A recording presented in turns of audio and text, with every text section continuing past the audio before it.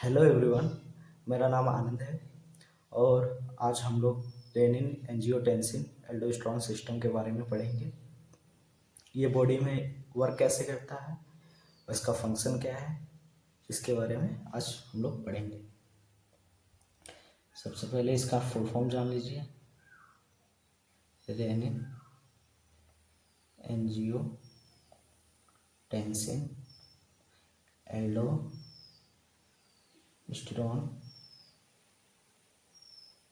System. इसकी body में need क्यों होती है, ये कब वर्क करता है?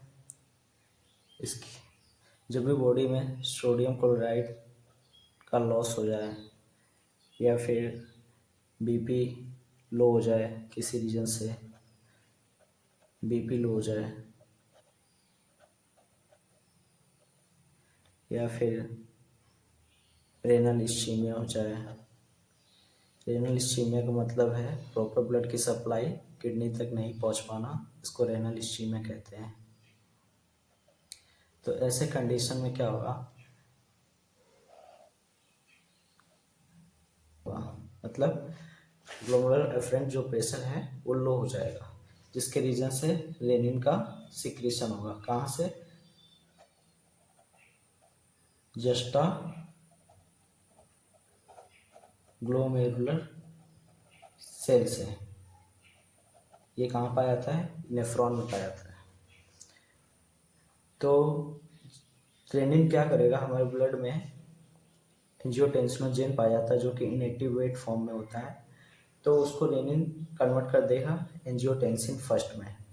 फिर रेनिन एंजियोटेंसिन फर्स्ट कन्वर्ट हो जाएगा एंजियोटेंसिन सेकंड में, किसके द्वारा? कन्वर्टिंग एंजाइम के थ्रू। कौन सा एंजाइम? कन्वर्टिंग एंजाइम, जिसका दूसरा नाम है काइमिनेज। काइमिनेज सेकेंड भी कहते हैं इसको। फिर ये एंजियोटेंसिन सेकेंड में कन्वर्ट कर देगा जो कि वैसोकॉन्स्ट्रिक्टर की तरह वर्क करेगा। और फिर एंजियोटेंसिन सेकेंड जो है, ये सेकेंड जो है एड्रिनल ग्लैंड के दो रीजन होते हैं, जिसमें से एड्रिनल कॉर्टेक्स, एड्रिनल मेडुला। तो कॉर्टेक्स रीजन के रिसेप्टर को ये एक्टिवेट कर देगा, वहाँ जाके बाइंड हो जाएगा और बाइंड होने से एल्डोस्टेरोन का सिक्रीशन करवाएगा।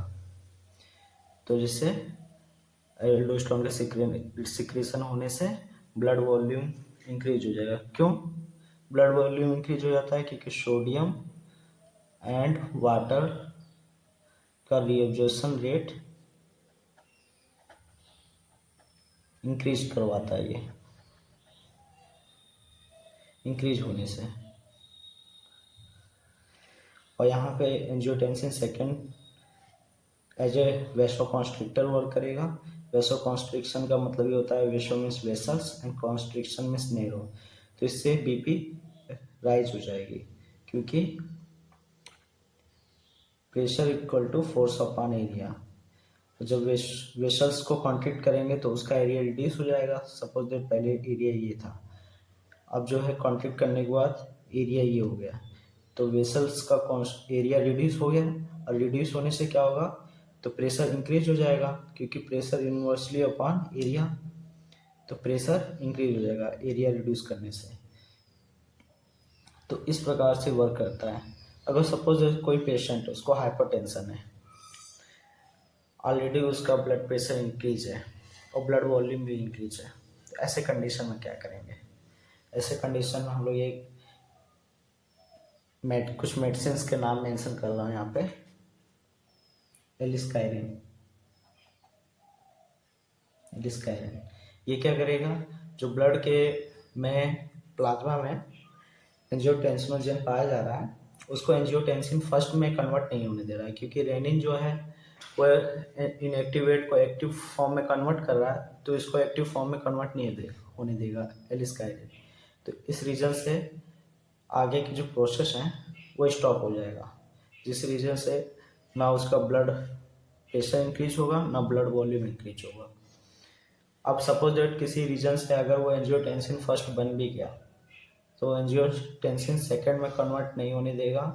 कुछ मेडिसिन बता रहा हूँ मैं, जैसे कैप्टोप्रिल,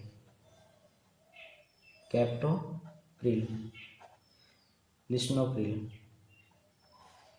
ये क्या करेगा, ये कन्वर्टिंग एंजाइम को इनहिबिट कर देता है, जिससे एंजियोटेंसिन फर्स्ट से एंजियोटेंसिन सेकंड कन्वर्ट नहीं हो पाएगा।